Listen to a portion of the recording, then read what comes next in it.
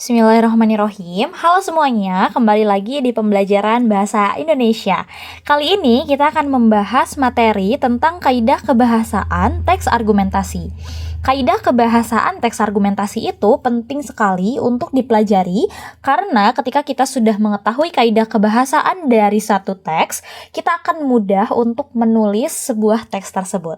Mari kita bahas kaidah kebahasaan teks argumentasi. Kaidah yang pertama yaitu adverbia atau kata keterangan.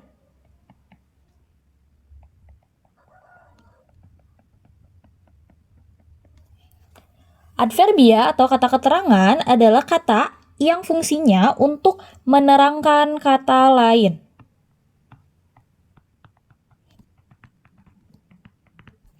Dalam sebuah teks argumentasi, adverbia yang sering muncul itu adalah adverbia frekuentatif.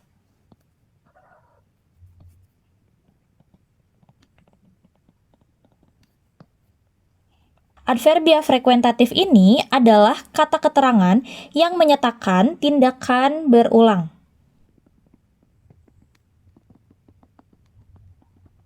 Contoh dari adverbia frekuentatif itu seperti selalu, jarang, kadang-kadang,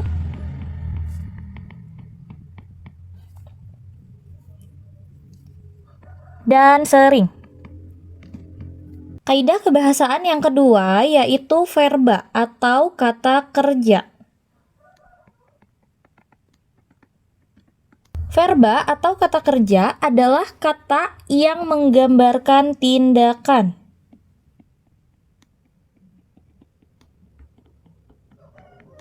Nah, verba ini dibagi menjadi beberapa jenis. Yang pertama, itu ada verba asal. Verba asal itu adalah verba atau kata kerja yang belum mengalami perubahan bentuk.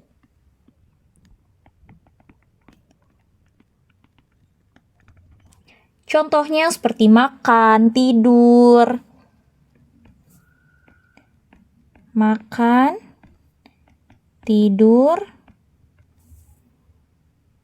lari, dan lain-lain. Intinya, verba asal itu adalah kata kerja dasar, begitu. Yang kedua yaitu verba turunan.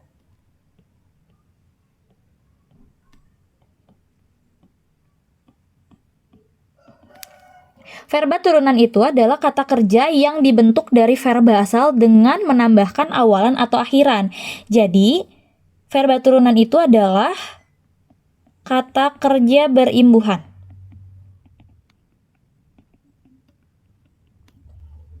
Contohnya seperti menggunakan,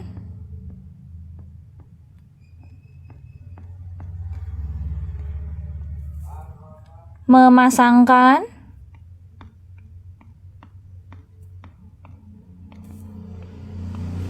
dan lain-lain. Yang ketiga, ada verba transitif.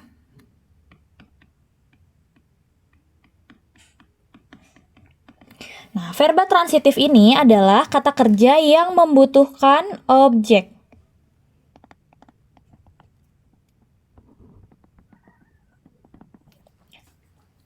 Verba transitif ini cirinya berimbuhan me atau berimbuhan di. Jadi, ketika ada kata kerja yang imbuhannya me atau imbuhannya di, berarti itu termasuk ke dalam verba transitif. Contohnya, memakan, dimakan. Yang keempat yaitu verba intransitif.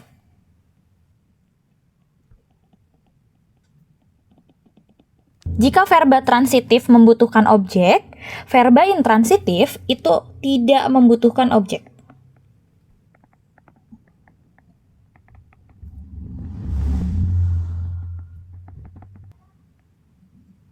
Verba intransitif itu ditandai dengan imbuhan ber atau imbuhan ter. Jadi, ketika ada kalimat dengan kata kerja berimbuhan ber atau berimbuhan ter, setelahnya itu bukan objek tetapi pelengkap karena verba intransitif itu tidak membutuhkan objek ya. Contohnya seperti terbangun, bermain, belajar,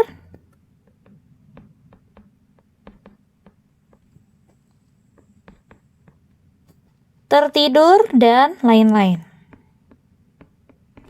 Kaidah kebahasaan yang ketiga yaitu konjungsi atau kata hubung.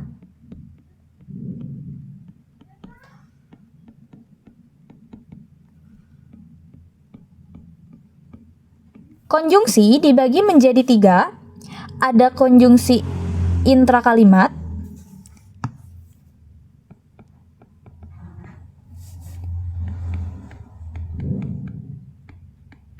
ada konjungsi antar kalimat,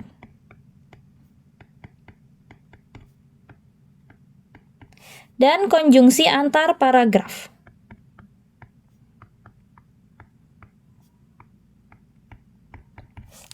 Konjungsi intrakalimat itu adalah konjungsi yang berada di dalam kalimat. Konjungsi antar kalimat itu berada di awal kalimat. Jadi fungsinya untuk menghubungkan dua kalimat. Nah, kalau konjungsi antar paragraf itu ada di awal paragraf dan awal kalimat juga ya tentunya. Nah, untuk konjungsi kita akan bahas lebih detail. Yang pertama itu ada konjungsi intrakalimat.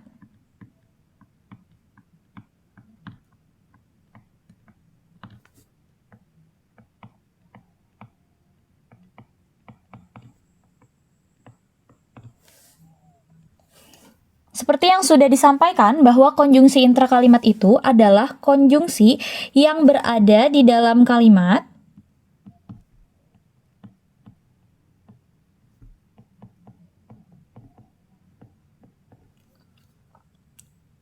dan fungsinya untuk menghubungkan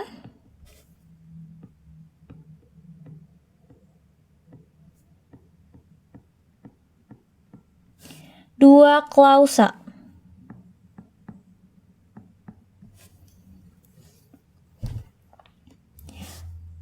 Konjungsi intrakalimat ini dibagi lagi menjadi beberapa, yaitu ada konjungsi koordinatif, untuk menghubungkan kalimat setara,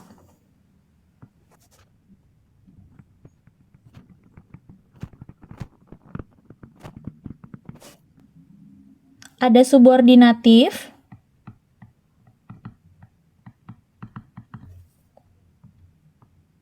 untuk menghubungkan kalimat majemuk bertingkat,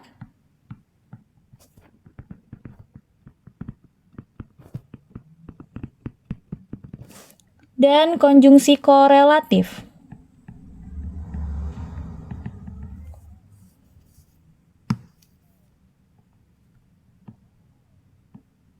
Berpasangan.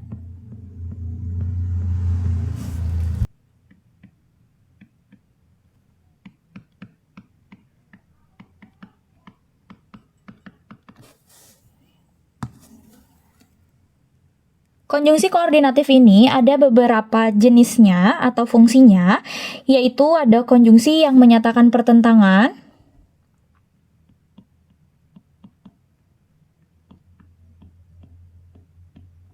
contohnya seperti tetapi, sedangkan, dan melainkan, atau kita bisa singkat sebagai TSM ya, agar mudah diingat.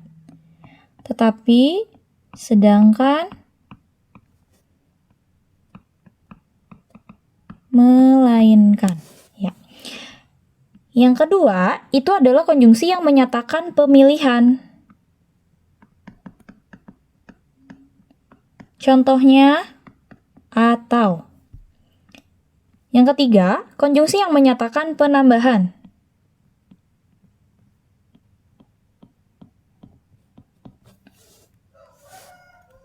Contohnya dan, serta, juga. Nah, jadi koordinatif ini tuh untuk menghubungkan kalimat majemuk setara. Contohnya,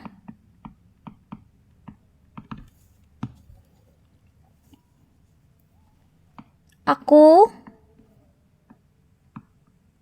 memakan sate sapi, sedangkan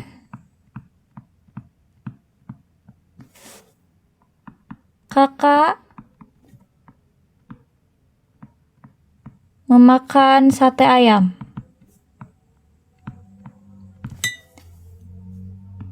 Kalimat ini merupakan kalimat majemuk setara, jadi dihubungkan dengan konjungsi koordinatif, yaitu sedangkan ya, yang menyatakan pertentangan. Selanjutnya adalah konjungsi subordinatif.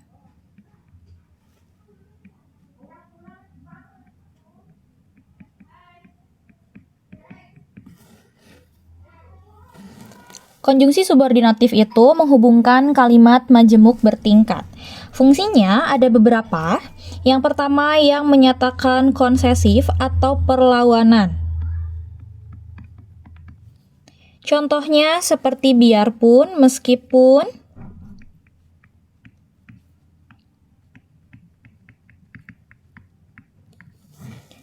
sekalipun, walaupun,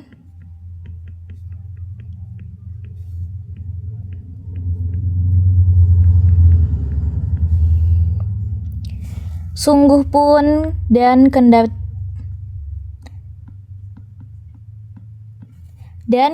pun.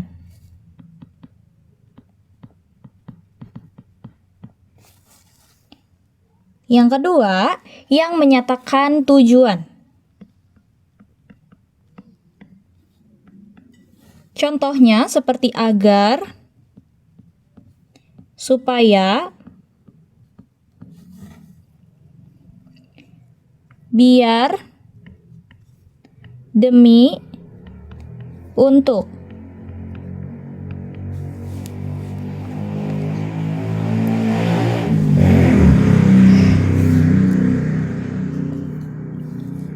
Selanjutnya, yang menyatakan pemiripan.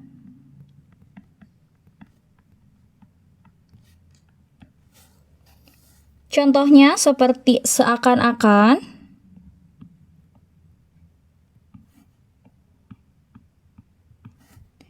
seolah-olah, sebagaimana,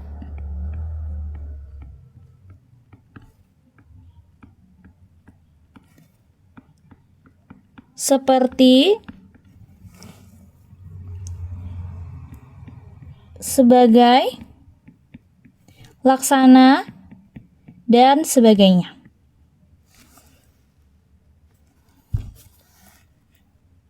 Selanjutnya, yang menyatakan hubungan pengandaian.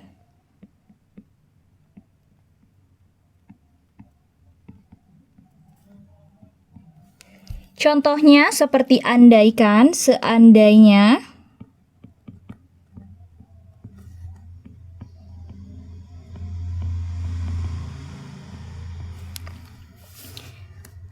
andai kata,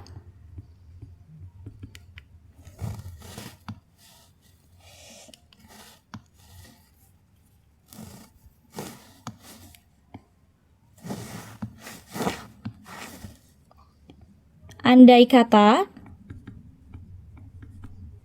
atau umpamanya.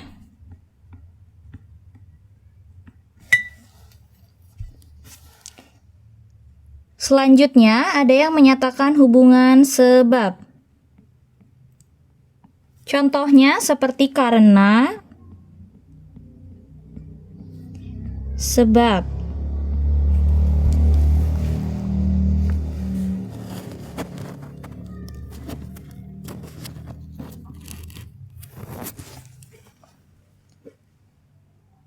Selanjutnya, ada yang menyatakan syarat.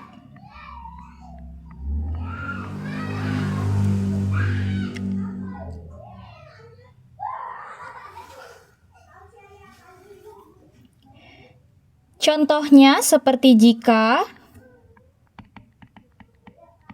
kalau,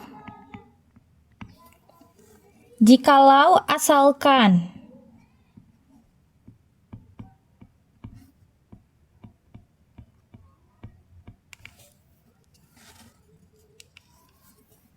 Selanjutnya, yang menyatakan hubungan akibat. Contohnya seperti hingga, sampai, sehingga, makanya.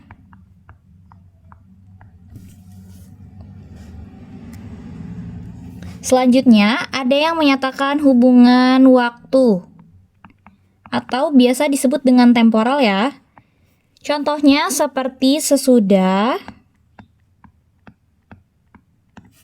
setelah, sebelum, sejak, sehabis, ketika, sementara, dan sebagainya. Selanjutnya, ada yang menyatakan hubungan penjelasan. Contohnya seperti bahwa,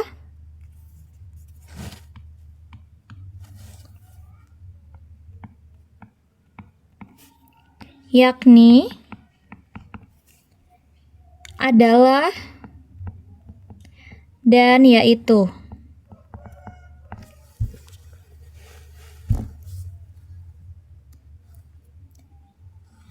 Selanjutnya, kita akan bahas konjungsi korelatif.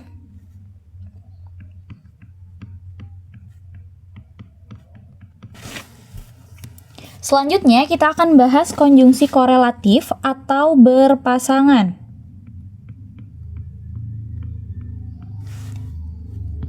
Jadi, konjungsi korelatif atau berpasangan ini adalah bentuk konjungsi yang keduanya itu harus saling berpasangan. Mereka itu tidak bisa dipisahkan. Konjungsi korelatif itu ada apa saja? Yang pertama, konjungsi korelatif yang pertama itu ada baik dan maupun.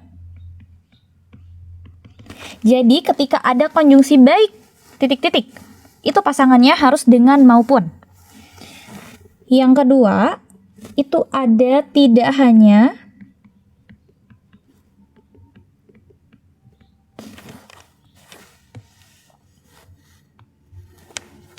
contohnya,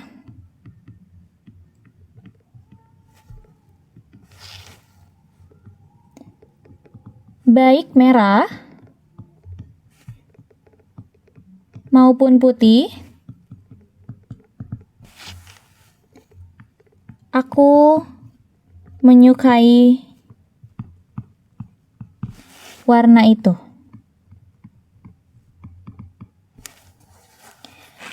Konjungsi korelatif yang kedua yaitu tidak hanya,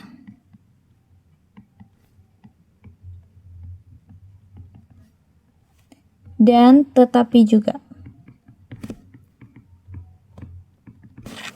Jadi, konjungsi tidak hanya itu, pasangannya harus dengan tetapi juga. Contohnya,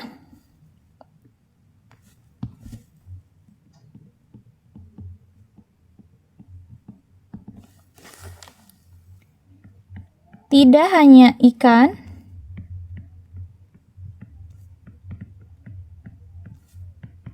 tetapi juga udang,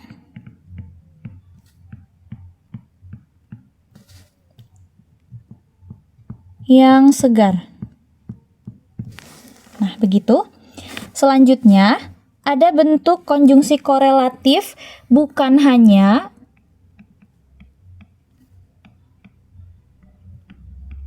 itu pasangannya dengan melainkan juga.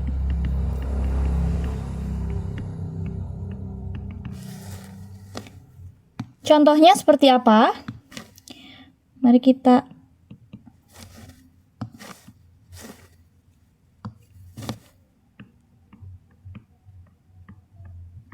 contohnya,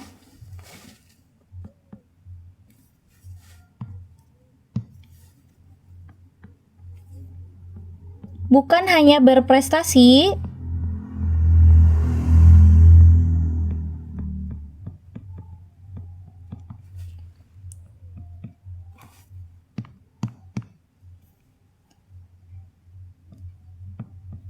melainkan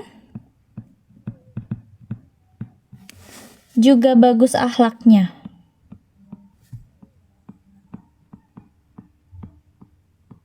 Nah, begitu.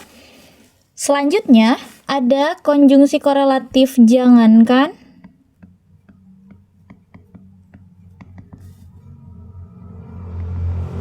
Pasangannya dengan pun.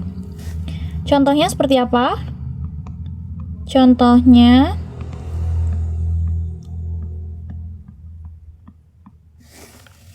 jangankan buah, sayur pun aku makan. Gitu. Selanjutnya, ada konjungsi korelatif entah. Itu pasangannya dengan entah. Contohnya,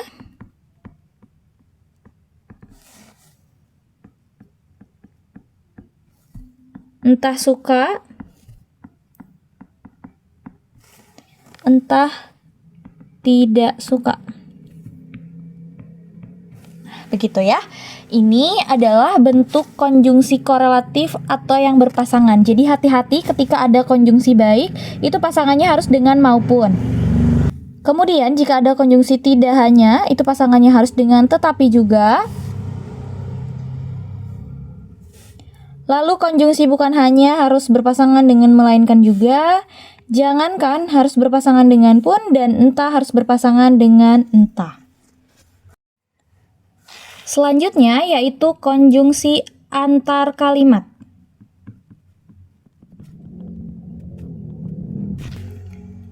Konjungsi antar kalimat itu fungsinya untuk menghubungkan dua kalimat.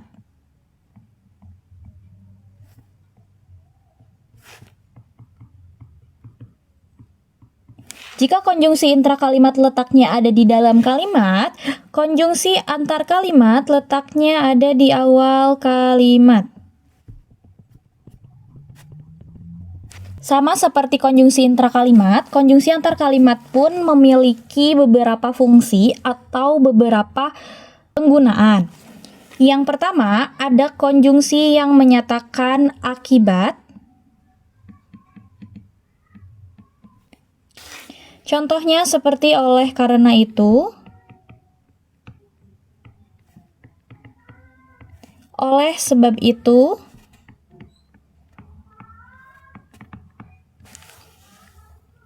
selanjutnya ada konjungsi yang menyatakan adanya hal peristiwa.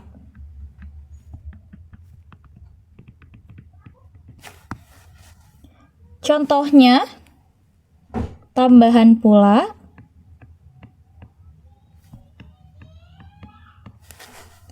lagi pula,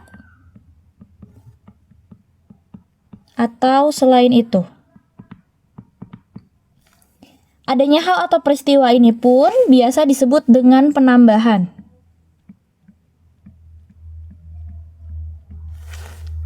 Selanjutnya ada yang menyatakan pertentangan.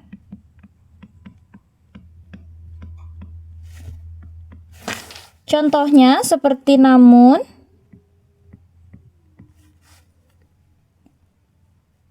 meskipun begitu,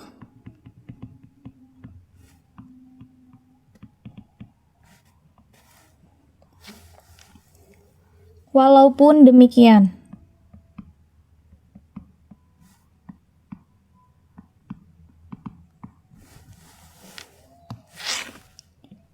Selanjutnya ada penegasan atau keadaan.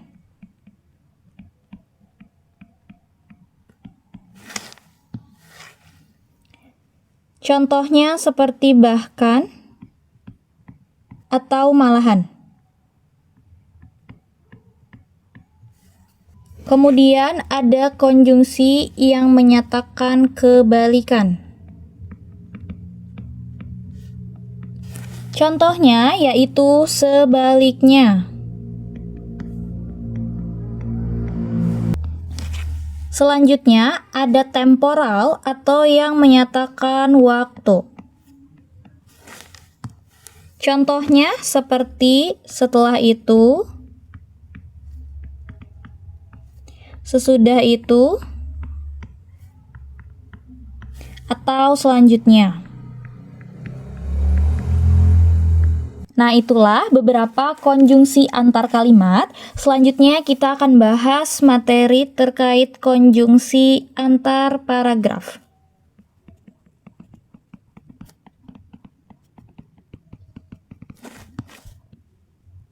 Karena namanya adalah konjungsi antar paragraf, maka fungsinya adalah untuk menghubungkan dua paragraf. Nah, konjungsi antar paragraf pun sama seperti konjungsi antar kalimat, memiliki beberapa kegunaan atau memiliki beberapa hubungan. Yang pertama ada hubungan penambahan.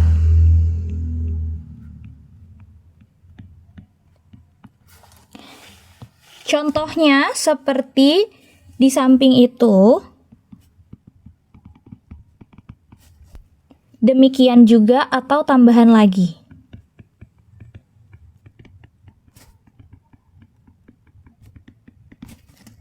Selanjutnya ada hubungan pertentangan.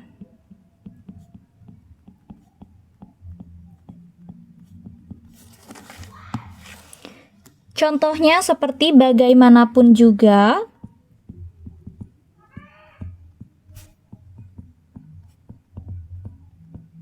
sebaliknya atau namun. Selanjutnya ada hubungan perbandingan.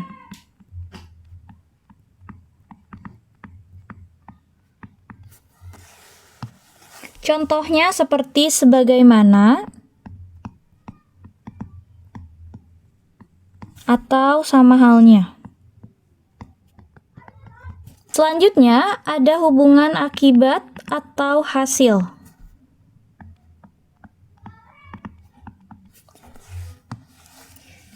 Contohnya seperti oleh karena itu,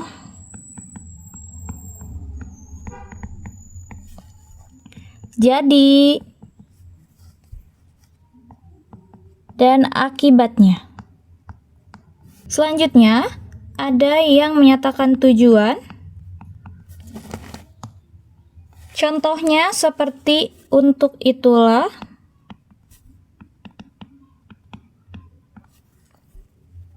atau untuk maksud itu.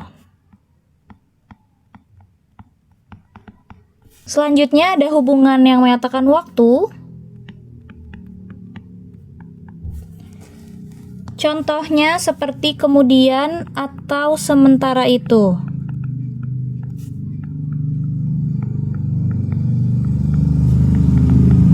Dan yang terakhir ada hubungan yang menyatakan tempat.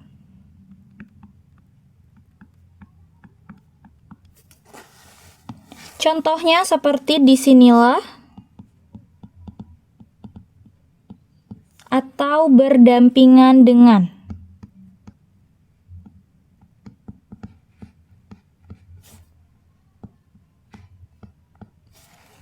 Nah, itulah materi tentang konjungsi antar paragraf.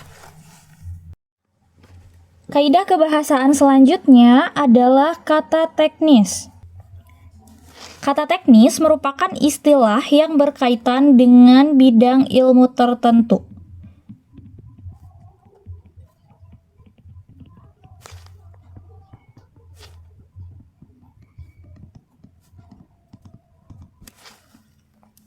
Nah, kata teknis ini biasanya adalah kata-kata yang tidak sering didengar di dalam percakapan sehari-hari begitu. Jadi, bukan ragam cakap ya kalau kata teknis.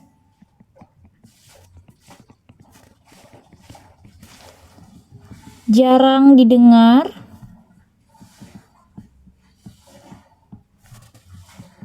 ketika percakapan.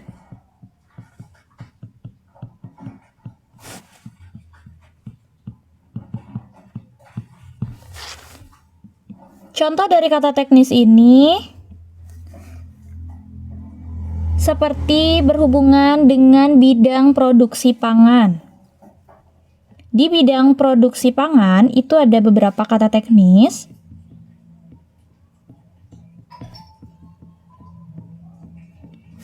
seperti impor,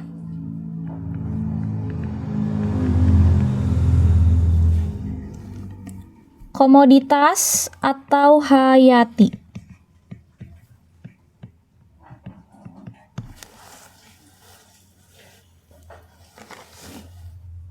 Ya, untuk kaidah kebahasaan selanjutnya itu ada kalimat fakta dan opini.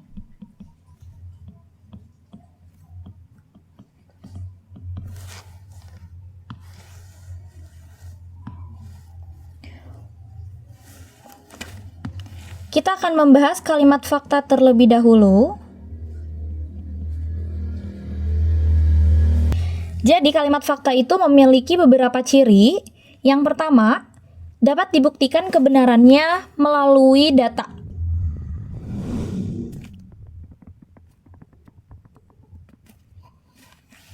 Kemudian, kalimat fakta juga sifatnya objektif. Sudah jelas memiliki data.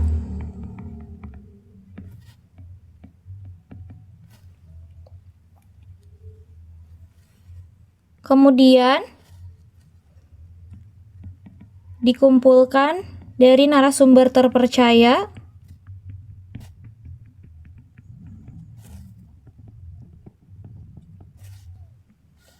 Kalimat fakta juga dapat menjawab pertanyaan adik Simba ya.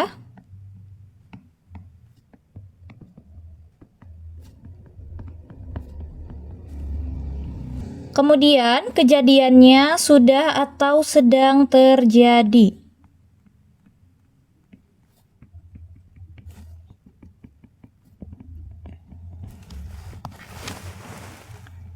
Sementara kalimat opini, ciri-cirinya tentu berkebalikan dengan kalimat fakta. Yang pertama, itu sifatnya subjektif.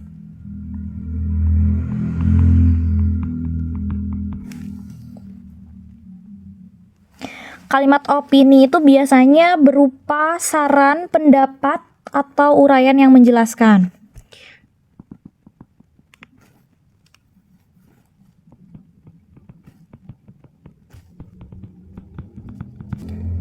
Selanjutnya, menunjukkan peristiwa yang belum terjadi. Kalau kalimat fakta itu kan peristiwanya sudah terjadi. Kalau kalimat opini, itu peristiwanya belum terjadi.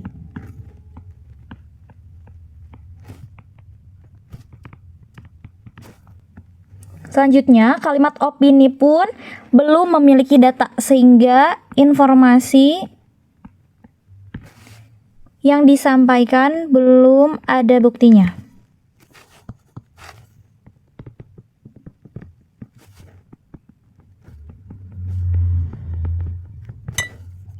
Di dalam kalimat opini biasanya ada kata-kata yang digunakan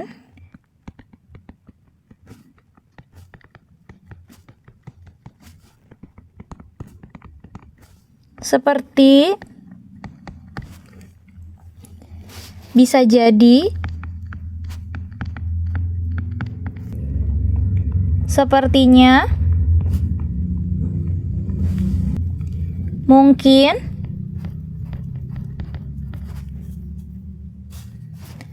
atau seharusnya. Nah, jadi antara kalimat fakta dan opini itu pasti berbeda. Kalau fakta itu pasti dia punya data, kalau opini itu tidak mengandung data. Begitu. Sekian penjelasan tentang kaidah kebahasaan teks argumentasi. Semoga materinya dapat dipahami. Sampai jumpa di materi berikutnya. Terima kasih.